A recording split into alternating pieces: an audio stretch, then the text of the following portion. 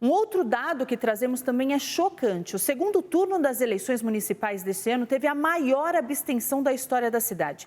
Mais de 31% dos eleitores não compareceram às urnas. Em números absolutos, foram quase 3 milhões de abstenções. Brancos e nulos somaram mais de 230 mil brancos e quase 430 mil nulos. É um número muito grande, né, professor Ariel, né, professor Sidney? Queria que a gente comentasse um pouco isso. E essa diferença agora do resultado mesmo de Ricardo Nunes para Boulos foi surpreendente, é um número muito considerável. Essa abstenção ela é maior até do que da pandemia, porque na pandemia foi uma eleição atípica. Muita gente com medo de ir às urnas votar por conta da contaminação e na época não tinha ainda vacinação. Então agora nós temos uma enorme abstenção, quer dizer, pessoas que não se interessaram pelo pleito, que não se sentiam representadas por nenhum dos candidatos e que acabaram não indo votar, outras que anularam o voto. E o Ricardo Nunes, ele foi um prefeito sem muita expressão, sem muita visibilidade.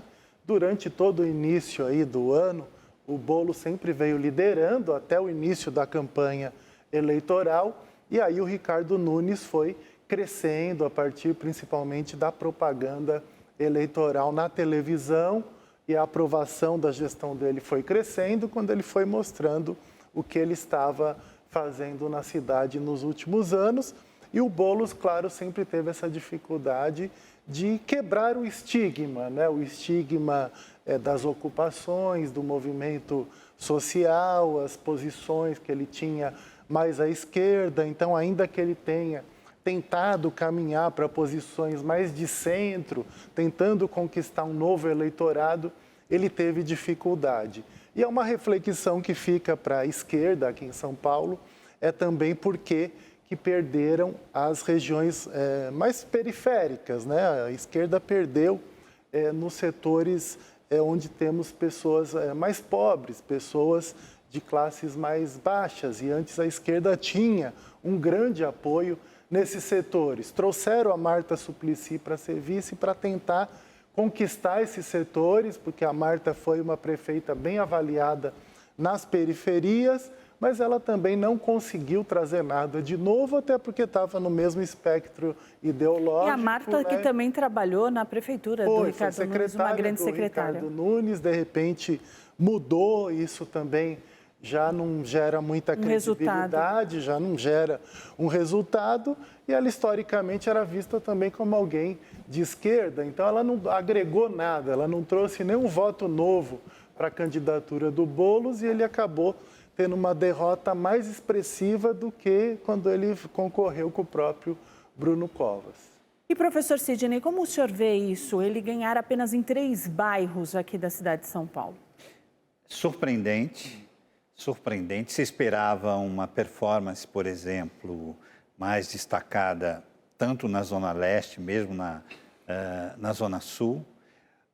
Alguns sinais muito preocupantes para a esquerda do estado de São Paulo, mas especificamente da cidade de São Paulo, que é não ter um discurso, não chegar mais, enfim, as suas políticas públicas parece que também vivem um certo cenário de esgotamento e algumas apostas erradas. A escolha da vice, embora a Marta, sem dúvida, com muita experiência, foi prefeita da cidade, mas ela serviu ao governo Ricardo Nunes durante 3 anos, né? Foi secretária de Relações Internacionais. Então, o eleitor, eu tenho destacado, né, o eleitor, numa eleição municipal, ele fica observando os candidatos e vendo aí algumas contradições, algumas sinalizações que ele não consegue entender, né?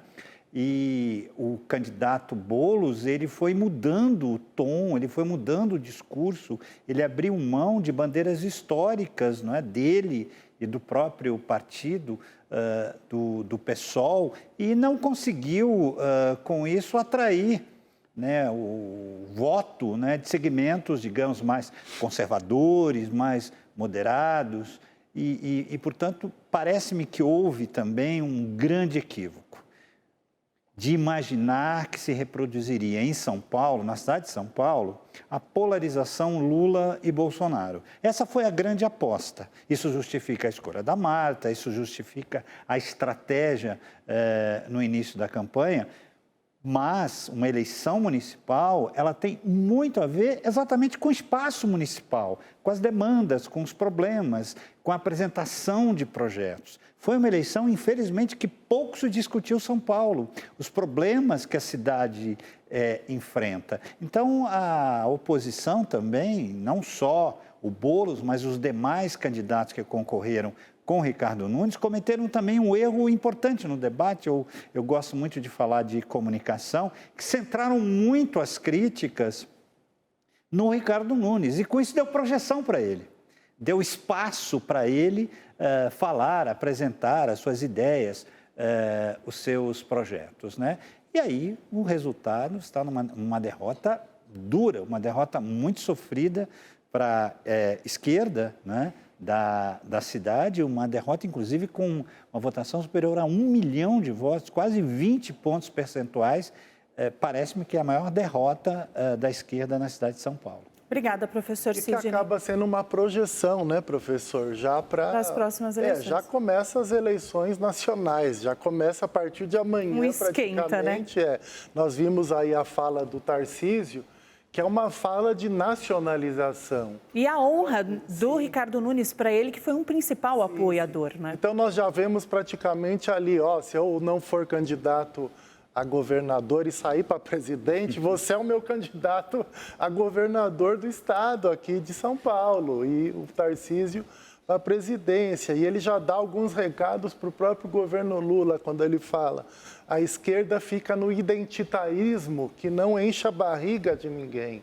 O identitarismo é priorizar setores que são minoria, que precisam ter também os seus direitos garantidos e defendidos, mas não pode ser o central. O central tem que ser diminuir as desigualdades econômicas, sociais, buscar a justiça social e trazer políticas públicas que atendam a grande maioria da população, principalmente aquela população que mais precisa nas regiões periféricas, que precisa de saúde, de assistência social, de educação, de todos os aparatos de segurança, de todas as questões que o Estado deve proporcionar por meio das prefeituras, governos estaduais e governo federal.